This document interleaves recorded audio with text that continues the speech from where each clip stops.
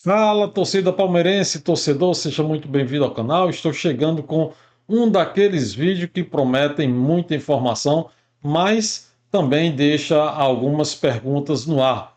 Hoje eu vou falar do Palmeiras, de Palmeiras Cerro Porteño, que se enfrentam daqui a pouquinho pelas oitavas da Libertadores, mas que tem muito mais por trás desse confronto. Números, retrospecto e uma curiosidade que merece atenção.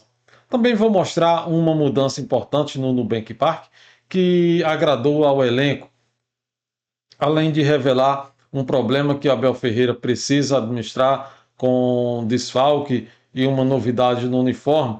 E também vamos falar, para fechar aí as manchetes, né, provocação do Verdão ao Corinthians que movimentou as redes sociais.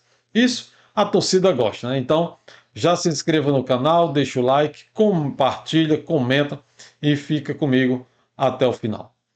Eu começo justamente pelo grande jogo da noite, Palmeiras e Cerro Porteño às 19 horas no Nubank Park.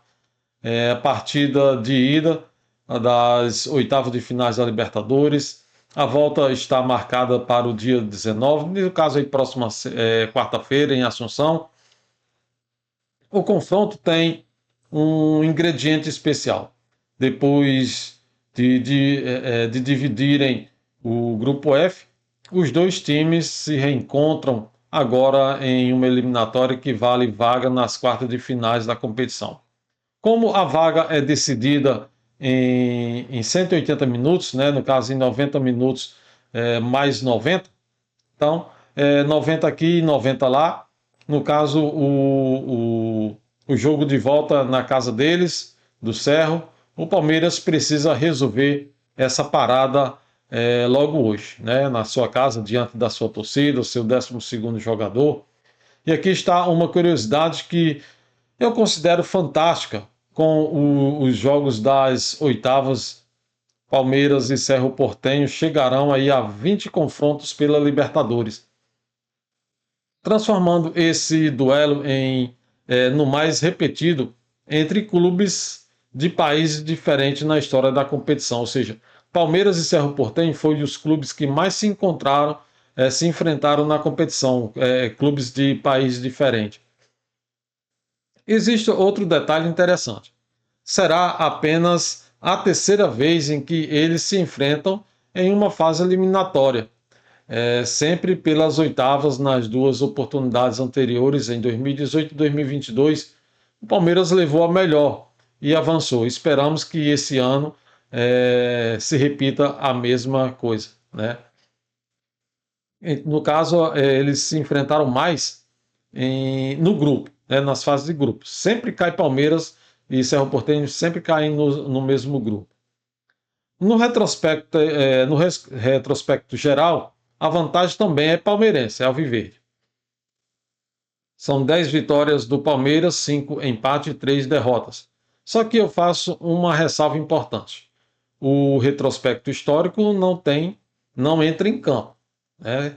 Ele não faz resultado sozinho. É aquele negócio, favoritismo não ganha jogo. Na atual Libertadores, o Cerro foi justamente o adversário que mais complicou a vida do Verdão esse ano. Na fase de grupos, tivemos empate de 1-1 em Assunção, lá na casa deles, e aqui no Allianz Parque, ainda que era Allianz Parque, o Cerro ganhou por 1-0 na época. Ou seja, este ano estamos em desvantagem no confronto entre as duas equipes. E os números mostram uma situação curiosa. Mesmo sem vencer o Cerro nos dois jogos da fase de grupo, o Palmeiras teve 70% de posse de bola e média de 1,99 gols esperado por partida nesses confrontos. Lembrando que posse de bola também não ganha jogo. O que ganha jogo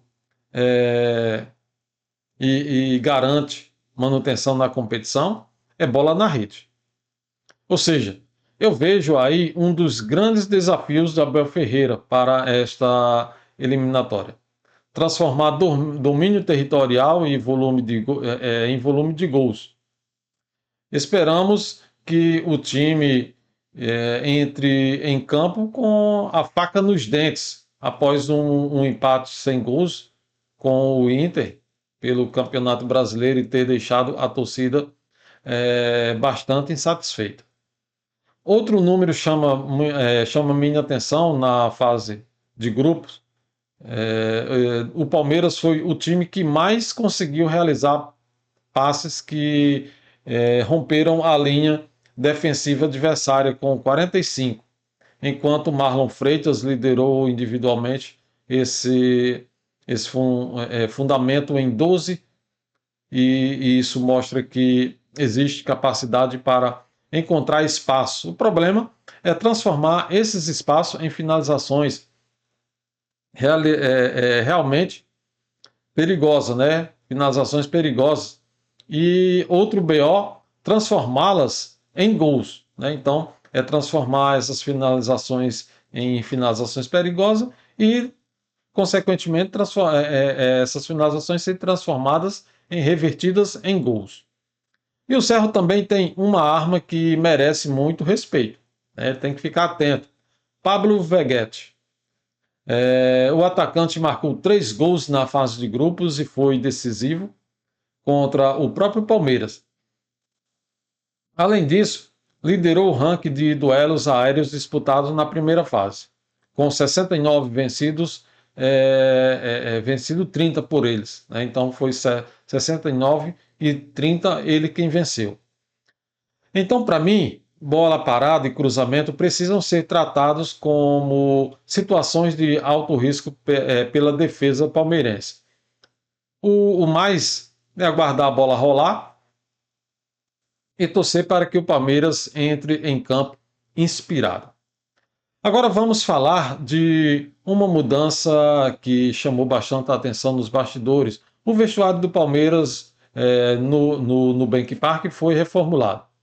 Segundo informações de reportagem publicada nesta quarta-feira, a mudança buscou recuperar a identidade do ambiente. O vestiário passou por alterações visuais, incluindo novos armários, bancos verdes, iluminação e cofres personalizados. A ideia é fazer com que o espaço volte a transmitir mais a história e a identidade do clube.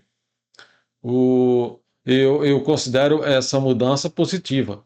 E não estou dizendo que uma parede nova ou um armário diferente vai ganhar jogo. Não é isso. Mas futebol também envolve ambiente, pertencimento, concentração, né? Pertencimento da concentração e identidade.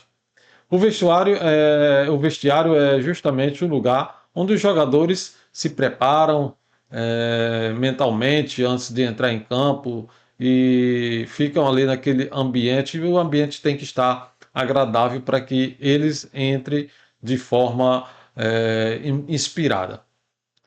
Lembrando que em 2025, imagens históricas de ídolos e conquistas haviam sido substituídas por painéis com frases motivacionais mais genéricas. Agora, o principal objetivo foi buscar novamente aproximar o ambiente da própria história do Verdão. Os jogadores e comissão técnicas tiveram no ambiente e aprovaram as alterações. E isso acontece justamente antes de uma partida enorme, né? Uma partida muito importante. Eu gosto da ideia de colocar a história do Palmeiras dentro do vestiário, porque quando um jogador veste a camisa, ele não está representando somente o presente. Ele carrega décadas de conquista, de história, uma torcida que espera competitividade em cada grande competição. Mas vamos ao problema que Abel Ferreira precisa resolver. O empate sem gols com o Internacional no último domingo acendeu aí um alerta, porque o cenário pode se repetir contra o Cerro. Abel identificou uma dificuldade que eu também considero evidente. O Palmeiras tem encontrado problemas quando enfrenta equipes muito fechadas com linhas baixas e muitos jogadores atrás da bola. Contra o Internacional, o Palmeiras encontrou uma defesa compacta e criou poucas oportunidades claras. Situações semelhantes aparecem contra Atlético Mineiro e Remo. Abel explicou que alguns adversários chegam a formar linha com 5, 6 ou até 7 jogadores atrás da bola, esperando uma oportunidade para contra-atacar ou explorar uma bola parada. Já pensou se todas as equipes que forem jogar contra o Palmeiras usarem dessa estratégia? Por isso, o Abel precisa, o mais rápido possível, arrumar uma saída para esse tipo de situação, esse tipo de comportamento dos adversários, essa saia justa. Ou seja, encontrar uma forma de quebrar essa barreira. E o Cerro tem características que podem reproduzir esse cenário. O próprio Abel já alertou que espera um adversário fechado, com marcações individual, buscando transações rápidas e bolas paradas. Eles vão querer usar da mesma estratégia que usaram na fase de grupo. Para mim, a solução passa principalmente por velocidade na circulação da bola, movimentação sem bola e maior agressividade no último terço. Se o Palmeiras trocar passes lentamente e ficar previsível, pode acabar facilitando a vida, né, o trabalho aí do Cerro. Por outro lado, se conseguir acelerar a circulação, movimentar os ataques, conseguir a circulação, né, encontrar o Arias, Andréas e os laterais em boas condições para criar a história, pode ser diferente, a gente pode conseguir bom resultado assim. Agora, um ponto que preocupa de verdade são os desfalques. A atualização mais recente aponta 4 jogadores fora para o confronto, que é Jefté, Bruno Fux, Kelvin e Paulinho. Bruno Fux está em transição física, enquanto os demais aparecem como ausência médica.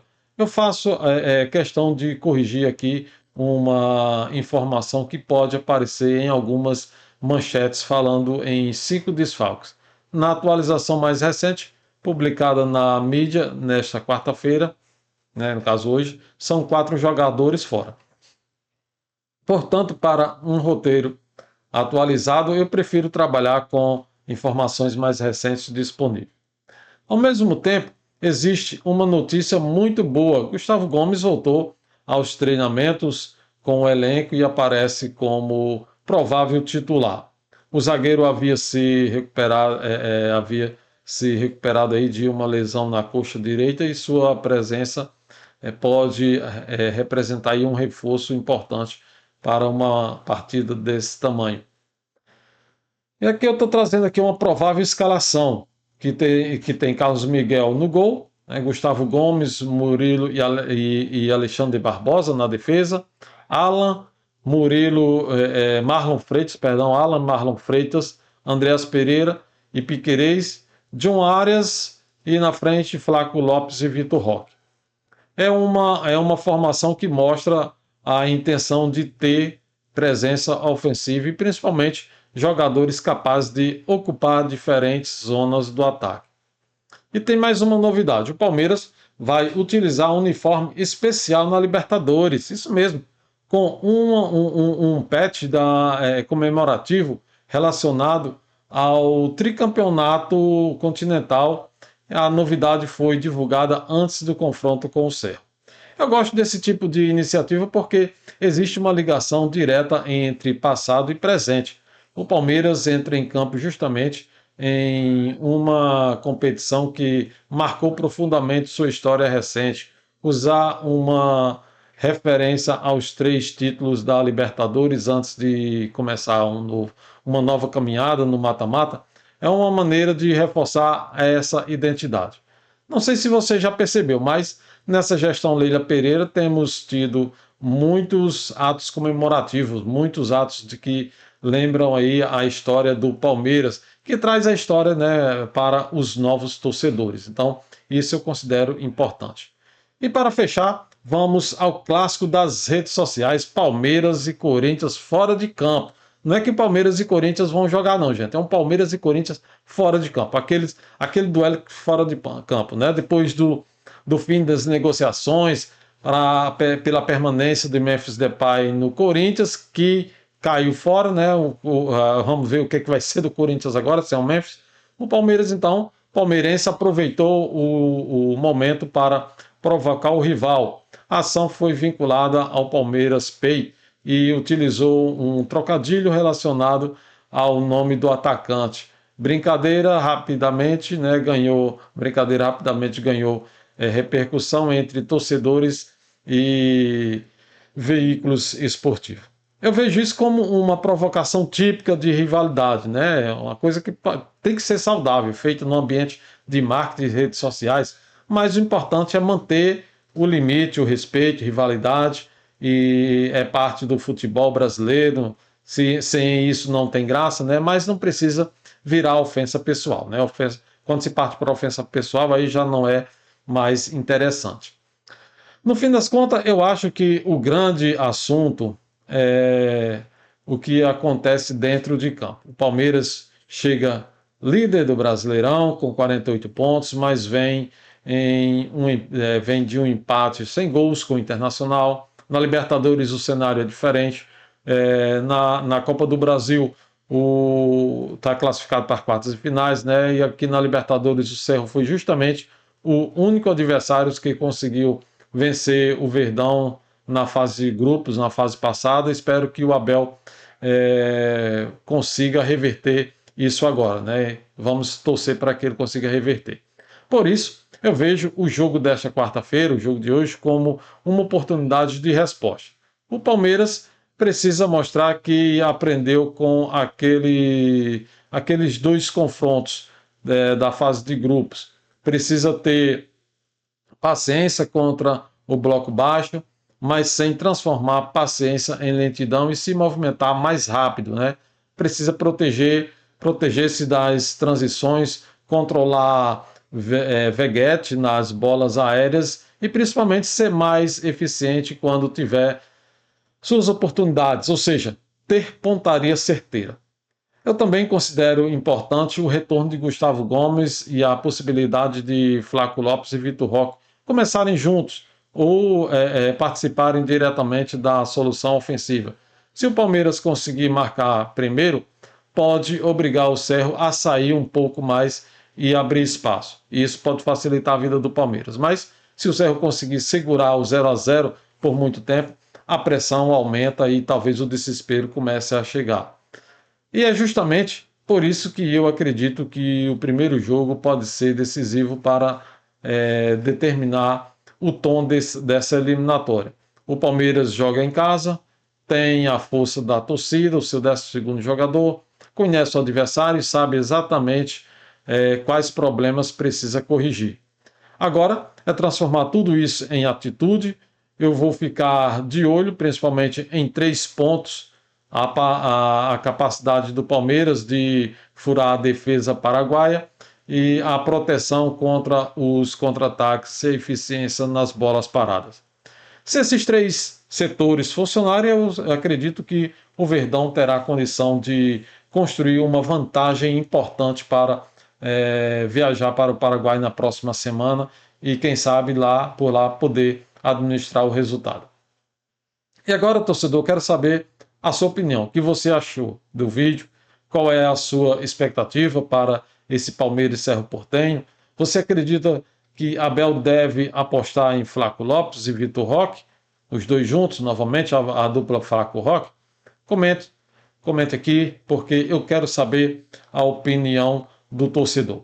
E se você ainda não for inscrito no canal, faça a sua inscrição agora, deixe o like e compartilhe para que outros palmeirenses possam acompanhar o nosso conteúdo também. Avante palestra, tamo junto. À noite tem Verdão em campo novamente. Vamos todos estar torcendo para o Palmeiras seguir vivo aí na Libertadores e passar para a próxima fase da competição.